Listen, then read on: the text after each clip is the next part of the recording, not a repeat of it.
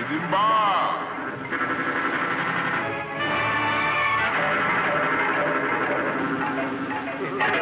जय श्री कृष्ण।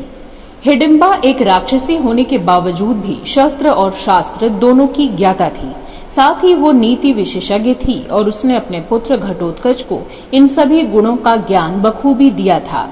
वो जीवन भर अपने पति भीम और उनके परिवार से अलग रही। इसके बावजूद भी उसने घटोत्कच को पिता भीम के लिए समर्पित बनाया। आज हम बताने जा रहे हैं उस रहस्य को कि महाभारत युद्ध के बाद हिडिंबा का क्या हुआ। आप देख रहे हैं धर्म रेखा। कालांतर में हिडिंबा ने घटोत्कच के विवाह को संपन्न करवाया और घटोत्कच के 2 पुत्र हुए। पहले पुत्र का नाम हिडिंबा ने बर्बरिक और दूसरे पुत्र का नाम अंजन पर्वा रखा। अपने पुत्र की भांति ही हिडिंबा ने घटोत्कच के पुत्रों को भी बेहतर ज्ञान दिया था। हिडिंबा के पुत्र घटोत्कच और उसके दोनों पौत्र महाभारत के युद्ध में वीर गति को प्राप्त हो गए थे, लेकिन फिर भी हिडिंबा ने कभी इस बात का अफसोस नहीं जताया और अपने इरादों पर अडिग रही। जब महाभारत का युद्ध समाप्त हुआ तब श्री कृष्ण युद्ध के कारण विधवा हुई सभी स्त्रियों से मिलने जा रहे थे। इसी क्रम में वो हिडिंबा के पास भी पहुंचे। श्री कृष्ण को देखकर हिडिंबा ने उन्हें सर्वप्रथम आदर सहित प्रणाम किया। उस वक्त श्री कृष्ण ने हिडिंबा को देवी कहकर संबोधित किया। तब हिडिंबा ने पूछा कि मैं एक राक्षसी हूँ, इसके बावजूद आप मुझे देवी कह रहे हैं, इसके पीछे क्या रहस्य है?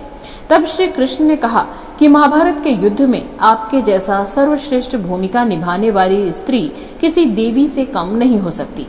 जिस प्रकार सब मुझे महाभारत का कारण समझते हैं, वैसे ही आप भी मुझे देखते ही कोई न कोई श्राप दे सकती थी, क्योंकि युद्ध में आपके पुत्र और पौत्र सब वीर गति को प्राप्त हुए हैं। लेकिन आपने ऐसा कुछ नहीं किया और ऐसा कोई साधारण स्त्री नहीं कर सकती। यदि आपका पुत्र घटोत्कच रणभूमि में कर्ण के शस्त्र को अपने ऊपर नहीं लेता तो निश्चित ही कर्ण अर्जुन का वध कर देता और धर्म हार जाता। श्री कृष्ण के चले जाने के कुछ काल बाद घटोत्कच के तीसरे पुत्र मेघवर्ण का जन्म हुआ था, जिसका लालन पालन भी हिडिंबा ने उसी प्रकार किया जैसे उसने अपने पुत्र और अन्य पौत्रों का किया था। उसने मेघवर्ण को भी शूरवीर बनने के लिए प्रेरित किया, जिसके बाद कालांतर तक तपस्या में लीन रहने के बाद हिडिंबा ने अपने प्राणों को त्याग दिया। वर्तमान समय में उसे हिडिंबा को लोग ग्राम देवी के रूप में पूजते हैं। ये कहानी आपको कैसी लगी कमेंट बॉक्स में लिखकर जरूर बताएं। जय श्री कृष्ण।